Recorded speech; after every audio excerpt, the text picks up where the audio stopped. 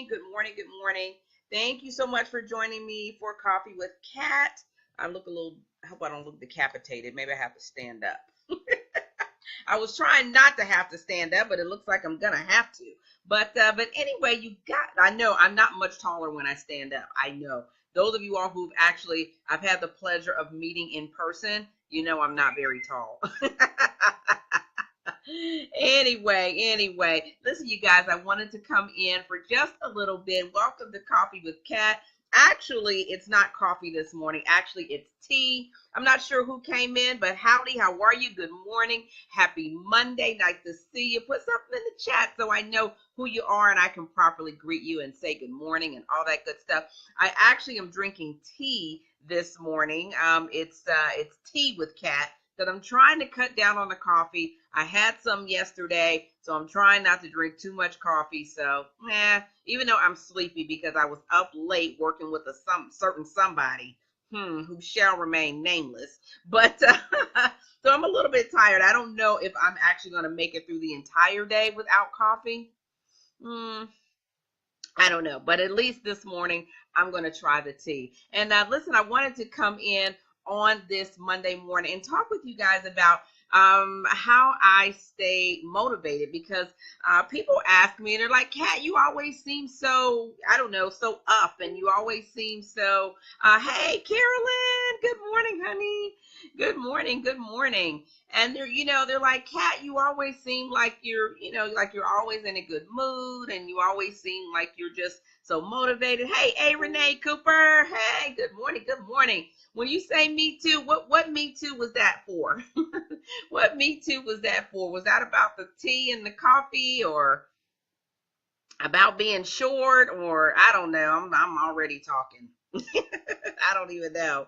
Tell me what the Me Too is for. But yeah, so people ask me, or is it the Me Too when people always say that you're upbeat? Green juice this morning. Oh, awesome. Okay, very good. I haven't had my green drink yet this morning, but that is on my list for around the lunchtime hour. I like my green drinks around lunchtime. They give me a little pick me up. So good for you. Good for you. That's good. That's good. So I'm not the only one on the struggle bus with the coffee thing. Oh, with the coffee thing. Yeah. Yeah, I'm on a struggle bus, but I'm hoping that I get through. I have to work out today, so I will probably get in a little bit of coffee right before I go work out, right? So I can get through it. I don't know. We'll see how it goes.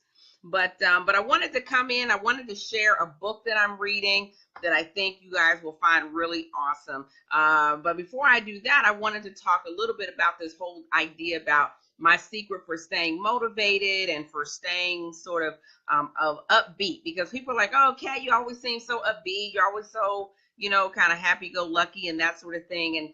And I'm here to tell you that I think that if you live long enough, okay, if you live long enough, you will have those days where you have those down days, right? Where you sort of doubt yourself and you're not sure why you're doing what you're doing.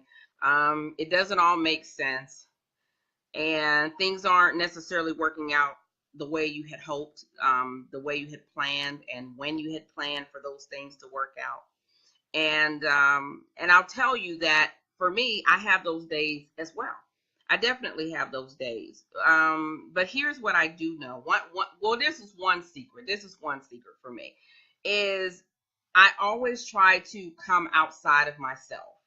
I do my best to come outside of myself and think about, the people who are counting on me, my family, my clients, and the things that I may even be a little bit down about are not enough to overcome or to surpass the things that I have to that I need to share with those people. You know what I mean? So like on a scale, I try to weigh how important it really is, or how I'm feeling. And I'll tell you too, the thing that I remind myself of is that how I feel is not as important as what I do about how I feel. So I do my best not to get caught up in the feeling. You know, sometimes we can get caught up in the feeling where it's like, oh, I feel down, or I feel like I don't want to do this anymore. I feel like I'm not sure why I'm doing this. I feel, and emotions can take us off course, right? No pun intended. Well, maybe a little, right? But seriously, our emotions tend to get us off track, and sometimes we can sit in those emotions. And I was talking to someone yesterday, and I was saying to them that I think that this necklace is getting ready to come off. Sorry, you guys. I was saying to them that I feel like we all have these go-to emotions, right? We all have these go-to emotions when things aren't necessarily going the way we want, or people didn't react the way we wanted to. And when I say a go-to emotion, I mean that, like, this is the emotion that you have and that you feel when there's adversity. Like, that's the immediate thought that you have, whether it's fear, or whether it's rejection, or whether it's defensiveness, or whatever it is. You know, there's usually like this a negative go-to reaction, right? So you know, you can see it kind of play itself out in how you respond to maybe your spouse or your kids, or something like that, because we all have experiences that may cause us to respond to adversity in a very familiar way that we're used to being able to you know, to deal with, right? So for me, I know that my go-to emotion tends to be a feeling of rejection. And that's not something that I completely even understand. I don't know why sometimes I feel that way, even though it doesn't make logical sense. And when things don't make logical sense when it comes to emotion, my secret to dealing with that is I do my best not to try to understand it too much. I try not to feed into it too much. I really just recognize it for what it is, which is just a, you know, people may call it, oh, it's the enemy trying to get you off track. You know, it's you know, it's past thoughts, past feelings, or whatever it is. But honestly, you guys, I do my best not to even go there. I don't give it a whole lot of energy. So I guess if I have a secret to getting beyond uh uh those go-to sort of negative emotions, and staying motivated and staying upbeat, it's because I don't give the negativity a lot of attention. I don't give it a lot of energy. You know, the things that we give energy to are the things that grow. And so because I know that, I recognize it for what it is, and I just shirk it off. I shirk it off, and I try, you know, to think about the things that God tells us to think about, right? He tells us to think about things that are praiseworthy. And so for me, you know, I like to think about, okay, what is praiseworthy? Right? It's praiseworthy that I made it through last week. Everybody didn't make it through last week. I'm telling you, my neighbor didn't make it through last week. My neighbor was just buried over the weekend. My neighbor of 17 years. 17 years, you guys. And you know, one day he was here cutting the grass and fixing stuff that didn't need to be fixed, and you know, and I would see him outside of my door, and we always had the same greeting. Hey neighbor. He would say, hey neighbor, you know, and we knew each other's names, of course, but we greeted each other with hey neighbor, you know. And I really loved that, and I am going to miss that tremendously. Like, I don't even know what it's going to be like not being able to say hey neighbor. you know. And it's really sad because one day he was here and then the next day he wasn't. He was killed in a tragic car accident. And I'll tell you that for me, it really took me off balance. It really, really took me off balance. I would say, when he passed away, it was a week ago last Friday. A week ago last Friday, he passed away. And my husband and I mean, really, it has been, and in your mind, theoretically that people are going to pass away. We're all going to pass away at some point, but you don't necessarily expect it so suddenly, so tragically, so you don't expect it, someone so close to you so soon. He wasn't that old. I don't know. Not that that matters. Young people pass away every day. And it has thrown me off a little bit. So, but you wouldn't really know it if you see me on social media and you see me in my regular life and in my house.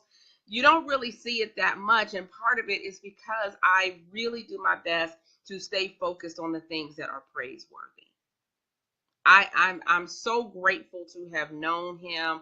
I'm so grateful to have gotten to know his family and for us to be neighbors for so long. And I'm grateful that I'm here, that my family is here, that we're together. I'm just grateful. And when you have a grateful spirit, and when you refuse to put energy to the things that are not going to uplift your spirit, then it puts you in position to receive the things that are going to put you in that position to receive those things that God has for us. And that works for me. That works for me. Even when I'm sad, last week, before Mr. Glenn was buried, I was thinking to myself, Lord, how in the world can you be happy and sad and joyful and grateful and completely sad and unsure at the same time? Because that's really how I was feeling. I was just like, I was really feeling sad, but at the same time, I was feeling very joyful and grateful about the wonderful things that are happening, not only in my life, but my family, my clients. It has just been an amazing last, week and a half to 2 weeks for myself, my clients, just some really awesome things that are coming down the pike. And so, but at the very same time, there was just like this hole in my heart, for my neighbor, you know. So and his family, So I say that to say that I know that this is not an easy journey. I know that this journey into and around entrepreneurship is not as easy as people might try to, act like it is. And there are times that you're going to get demotivated. You're going to want to kind of turn your back on it. You're going to fall out of the loop, and then you're going to think, oh man, I really should go live, but I don't feel like it. See, that's the whole thing. When you start feeling like I don't feel like it, that's the time that you really have to go beyond those thoughts, because this whole thing of entrepreneurship and growth and business, it has literally nothing to do with how you feel. It has absolutely nothing to do with how you feel. How you feel is irrelevant. And if you focus on how you feel so much, then your feelings have a tendency to override and overtake you. So your feelings come and go. But the things that you have to do in your business to grow, the things that you have to do in order to maintain what you're trying to achieve, they have nothing to do with how you feel. If you wake up this morning, if you wake up tomorrow morning, hey Elaine, hey honey, if you wake up in the morning and you don't feel like going live, you don't feel like trying to do marketing efforts, you don't feel like dealing with clients, you don't feel like this or that, that is an indicator, right? It's just an indicator.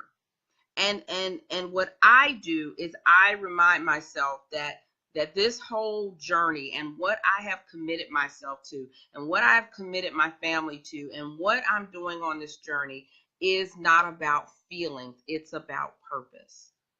It's not about feelings. So I want to encourage you all today. I want to encourage you this morning to get past your feelings. My secret to staying motivated is not giving my feelings a whole lot of energy. And you know what? That's good or bad. So-called good or bad. Good or bad so-called feelings. I don't give either one of them a whole lot of energy. Oh, I'm feeling good. I'm feeling good. So let me ride high. Oh, I'm feeling bad. I'm feeling bad. Let me ride low. No, you have to vibrate on a higher level beyond and past your immediate feelings. Otherwise, the ebb and flow of life is going to overtake the purpose that you are here for and what you have set out to achieve. So I hope that this helps somebody. I hope that this helped to motivate you. I hope that this is something that you can take with you. Oh, I promised that I was going to share with you what I'm reading this week. All right, so I'm reading a really fantastic book called, and I think every Monday I'm going to share with you guys a book that I'm reading because I'm constantly reading, I'm constantly learning. I believe in being a lifelong learner. And when you're in business and when you're working on your business, there is always something to learn. Trust me, there's always something to learn. So maybe every Monday I'll share with you guys something that I'm reading or something that I read that I think might help you. So this week I am reading, let me see if I can put that there, How to Write Copy That Sells. How to Write Copy That Sells by Ray Edwards. It's a really, really phenomenal book. It was recommended to me by a friend of mine, and it's a quick read. It's a short read. But if you are a content creator and you are building your email list and things like that, then this is a book that's really, really phenomenal. It's easy to understand. It's easy to get through. And so if you're looking for something, a book that will help you with that, How to Write Copy That Sells is one that I highly recommend. I got it right off of Amazon. I want to say it was less than 10 bucks, but great investment. Remember that you have to constantly be investing in your learning, in your business, because it cannot grow otherwise. All right. If you're trying to grow your business on the free 99, you're going to get just what you put into it. I'm here to tell you. I don't know what anybody else is going to tell you, but I'm here to tell you that you have to invest in your business. You have to invest in yourself, and you need to make wise choices about that. However, investment is definitely necessary. All right, you guys. So anyway, I'm going to head out of here, you guys. This week, let me tell you guys what's happening this week in the group. So this week in the group, we've got Course Tech Tuesday tomorrow, Course Tech Tuesday, which is going to be awesome sauce. I'm going to be sharing with you all another one of my go-to favorite tools for course creation, one of my go-to favorite tools. And remember that these videos do come down, all right? So Course Tech Tuesday video comes down, as well as some other ones come down because they're great content, and I take them down and I save them for my Copycat Corner members, okay? I save them for my Copycat Corner members. So if you think you might miss it, then definitely, let me go ahead and type it in here. I love that I can go live from my desktop. So you want to go to copycatcorner.club. All right, copycatcorner.club. And that's where, as a matter of fact, for right now, you can sign up for just $1. All right, you can sign up for just $1 on the free trial. And you can go on in and check out the Copycat Corner. And anytime I have high value content videos, those videos go inside of the Copycat Corner, and that's where I'm showing you how I create assets for my courses, how I create courses. I give you tips, strategies, and resources. Okay, so if you feel like it, go ahead and check out the copycatcorner.club. And you can also make sure that you come in tomorrow for Course Tech Tuesday. You definitely don't want to miss this tool. And not only that, I'm going to be showing you how to use it. All right. So on Wednesday, that is Webinar Wednesday. And that's when I share with you all in the group how to create flawless webinars. Okay. So I'm going to be sharing with you how to create a flawless webinar, all right, especially one for conversion. We're going to be talking about what platform you want to use. We're going to be talking about how you want to set it up, the whether you should use PowerPoint or not. Should you use Zoom meeting? Should you use another webinar platform? So definitely leave me some comments too below if there's something about webinars that has been a burning question for you that I can answer, so that I can make sure that I cover it tomorrow. Okay, so on Wednesday. Okay, so we got Webinar Wednesday. So you can ask me your questions about webinar, and I'm going to be sharing with you how to make sure that you execute a flawless webinar. Okay, on Thursday, we're definitely going to be have Thinkific Thursday again. If you missed last week's Thinkific Thursday, then you totally missed some awesome sauce, some super duper secret sauce. Okay, because Sid Baharis from Thinkific came into the group live and gave some amazing ideas and strategies around pricing your courses. So if you missed that, of course, you can find it in the Copycat Corner. Otherwise, don't make sure that you don't miss Thinkific Thursday, which is coming up Thursday.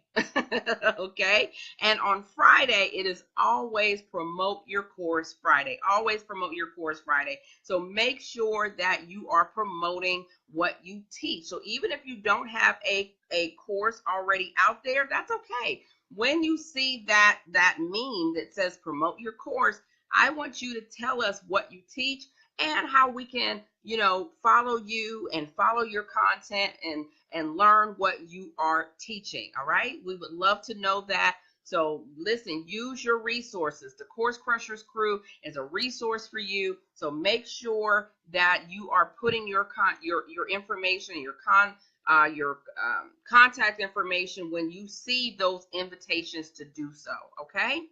So, all right, you guys, listen, I hope you have a fantastic week, a fantastic Monday. I hope this helped you. I hope this blessed you in some way. Feel free to leave me comments. I'm always on my Facebook.